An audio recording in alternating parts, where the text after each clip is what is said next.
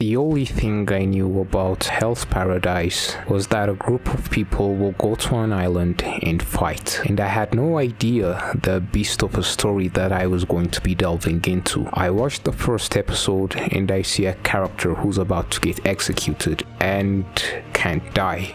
And he himself seems not interested in living anymore. Why is he indestructible? Why does he seem so disinterested in living? And lastly, what will be awaiting on the island? All these questions I wanted answered, and it hooks you in and doesn't let go. But before you go further into the video, make sure to subscribe to the channel. Let's reach 100 subscribers, and without further ado, let's get back into it.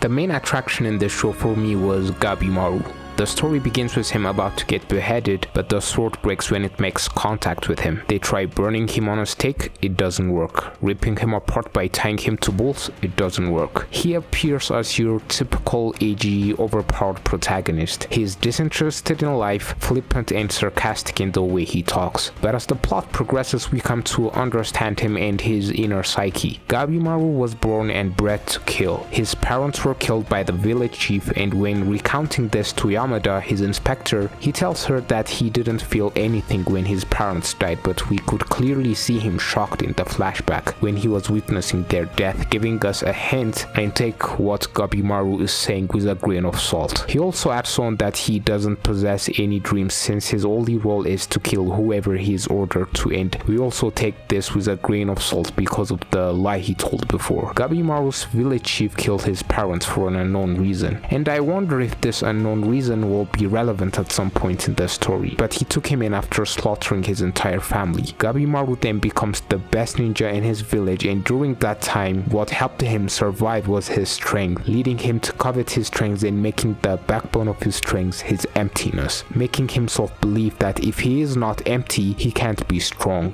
But in all of his executions, Yamada had noticed something about him. Gabimaru was resisting and lying to himself that he didn't want to die, but in all actuality, he wanted to live. But for what reason? Well, he appears to be empty and uncaring, but that was only because he made himself believe that's the case, and it was the only defense mechanism he had, which developed because of the rough life he had to deal with. He wants to die on the surface, but deep down wants to live desperately. He was lying to himself that he didn't care about anything, but he deeply cared for his wife, the only person who truly loved and cared for him. She is the reason Gabimaru pushes on subconsciously. The journey of Gabimaru shines a light to the question if one actually knows themselves. Gabimaru's defense mechanism that developed within him was sabotaging his life up to that point. His only parent figure was his village chief, who was abusive to him, and that's the only form of care he's ever known, twisting his worldview as a result, to the point that Gabimaru's view of the world was so warped he didn't even consider the consequences of asking his megalomaniac village chief if he and his daughter could leave the village, i.e. the village chief's biggest military asset and only child, which in turn caused a lot of problem for Gabimaru. It was the relationship he had with his wife that gave him the first true connection with another human being,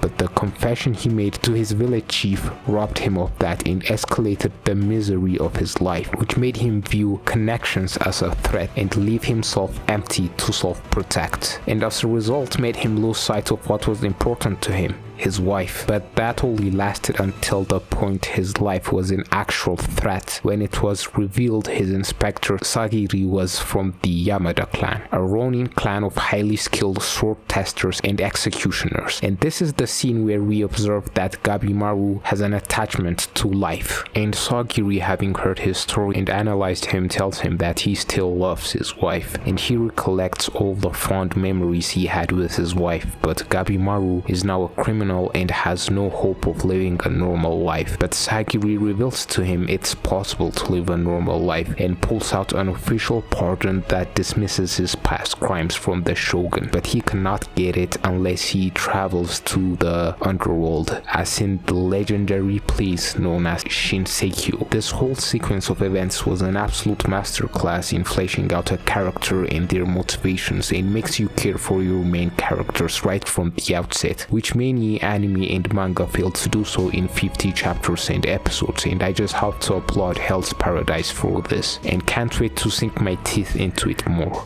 If you've made it this far into the video, please make sure to like and comment. Also, don't forget to subscribe. Let's get to 100 subscribers, and with that said, see you in the next one.